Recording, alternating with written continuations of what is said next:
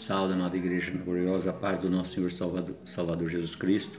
Hoje nós vamos estar falando sobre o Salmo 51, do verso 1 ao 19, saindo do abismo. Como que nós saímos do abismo? Nós vamos aprender hoje só com confissão, busca de perdão, arrependimento genuíno. Eu gostaria, o Salmo 51 faz parte dos salmos chamados penitenciais. Um outro salmo penitencial diretamente ligado a este e muito semelhante é o Salmo 32, que apresenta fundo histórico semelhante.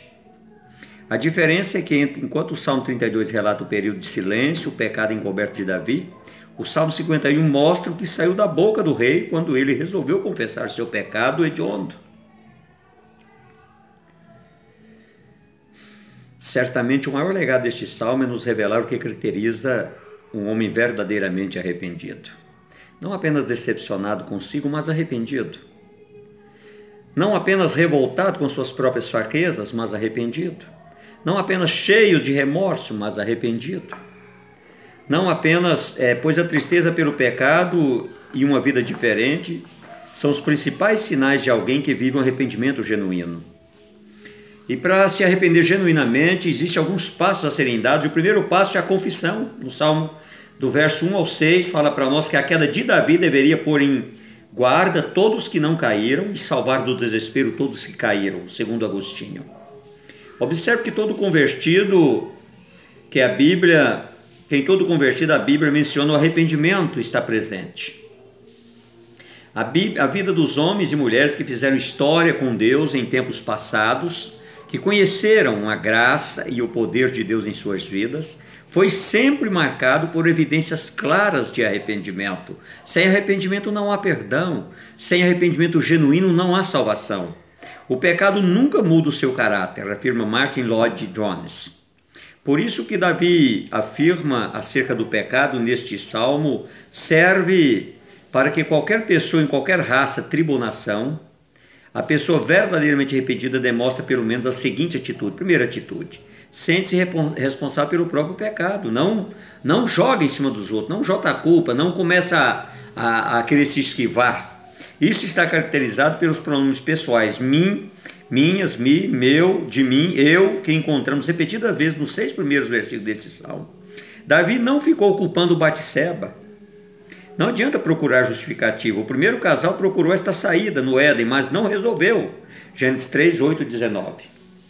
Alguém já disse que, diante do pecado, os homens têm normalmente 3 reações. Primeira reação, a negação.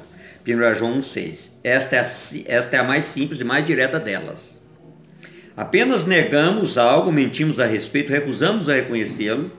Mentimos mais alto quando mentimos a nós mesmos. Mackenzie. Segunda reação, racionalização, 1 João 1,8. Tentamos dar razões que justifiquem nosso comportamento. Eu não estava preparado, veio numa hora que eu não estava. Foi meus 5 minutos de falta de atenção. Alguém disse que existem 2 razões para tudo quanto fizermos: uma boa razão e a verdadeira razão. Neste caso, enganamos a nós mesmos. Quem se desculpa quase sempre se acusa. Gabriel Meurier. Terceira reação, projeção, 1 João 1,10. Culpamos a outro pelos nossos pecados, erros, falhas, fracassos e problemas. Projetamos nossos defeitos em outra pessoa. Cada história tem 3 lados, o seu, o meu e os fatos. Eleanor. Segundo passo da confissão, reconhece a natureza do ato que praticou. Há 3 expressões que Davi usa no Salmo, são transgressões, iniquidade e pecado. Apaga as minhas transgressões, verso 1c. O termo significa rebelião, revolta da vontade contra a autoridade, especialmente contra uma pessoa de autoridade. Literalmente, é ultrapassar um limite fixado, por isso é preciso que haja algo proibido para que possa haver uma transgressão. Champlin. Segundo, lava-me completamente da minha iniquidade, verso 2a. O termo usado na Septuaginta, versão grega, no Antigo Testamento, significa ilegalidade e injustiça. Davi quebrou uma lei. C. Purifica-me do meu pecado. Verso 2b. O conhecido termo amartia significava originalmente erro, alvo, fracasso e ofensa. Não podemos chamar de doença, problema ou vacilação o que a Bíblia chama de pecado. O arrependimento classifica seu ato como o nome e a seriedade que deve ser. 3. Reconhece que tudo foi praticado contra Deus e diante de Deus. Pequei contra ti somente. 51:4. Enquanto o homem não reconhece contra quem de fato está pecando, não sentirá necessidade da misericórdia divina, afirmou John Stott. Davi não disse contra Batseba, contra Urias, contra meu povo, etc. Lloyd Jones acredita que aqui esteja a essencial diferença entre remorso e arrependimento. Um homem que sente remorso é alguém que reconhece o seu erro, porém não tem se arrependido até que perceba que pecou contra Deus. 4. Reconhece que sua natureza é essencialmente pecaminosa. Eu nasci na iniquidade, em pecado me concebeu minha mãe. Eu nasci como se ele estivesse dizendo, não é o mundo fora de mim, mas é algo dentro de mim que está corrompido. Conclusão semelhante teve o apóstolo Paulo em Romanos 7, 21, 23.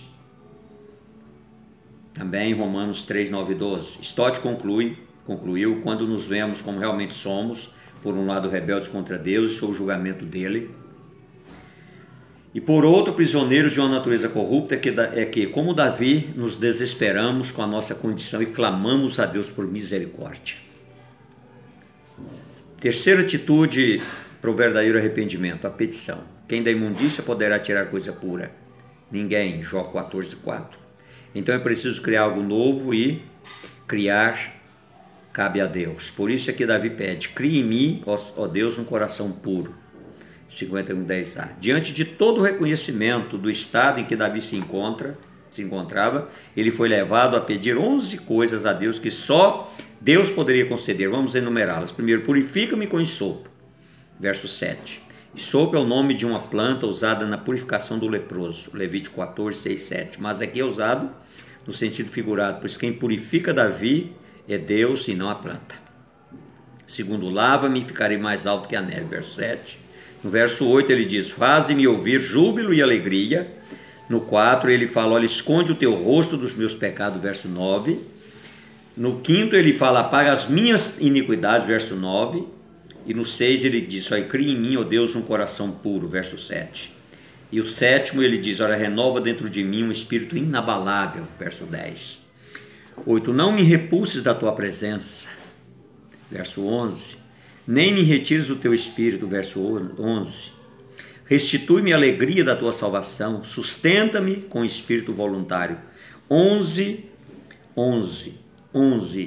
razões para que a pessoa realmente se sinta purificada e lavada pelo Senhor Deus. É evidente que em cada uma destas petições há riqueza de ensinamentos para nós, mas precisaríamos muito mais do que este estudo para esse detalhamento, mas falar abertamente sobre cada uma dessas petições. Entretanto, podemos resumir que tudo que Davi queria era uma consciência limpa, um coração puro, além de paz e alegria na alma, condição que hoje somente o precioso sangue de Jesus Cristo pode nos proporcionar.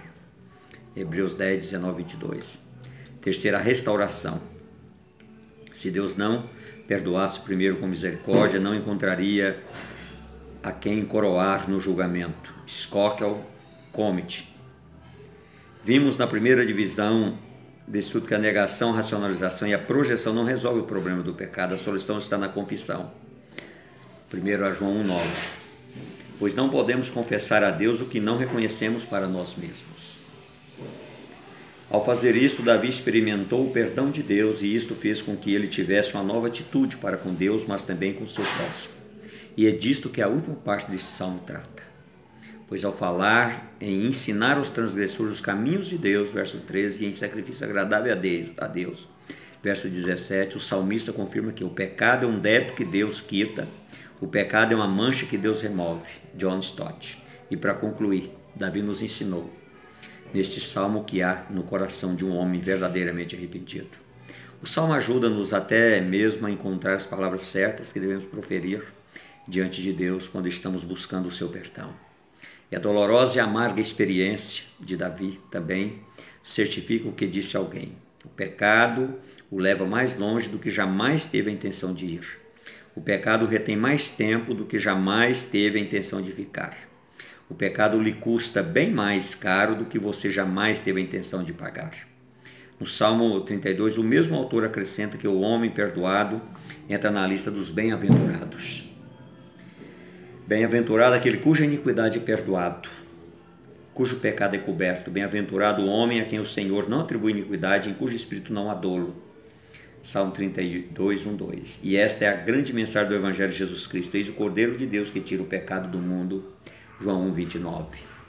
Você, meu querido, você que tem passado por este momento, reconheça que você precisa se arrepender, se prostrar diante do Deus Todo-Poderoso, reconhecer o teu pecado, mostrar para Deus o teu pecado, para que Ele possa remover as manchas desse pecado, para que Ele possa verdadeiramente apagar todo o resquício, toda a sujeira que o pecado deixa. Eu gostaria de te agradecer nessa noite, em nome do Pai, do Filho e do Espírito Santo. Amém e amém.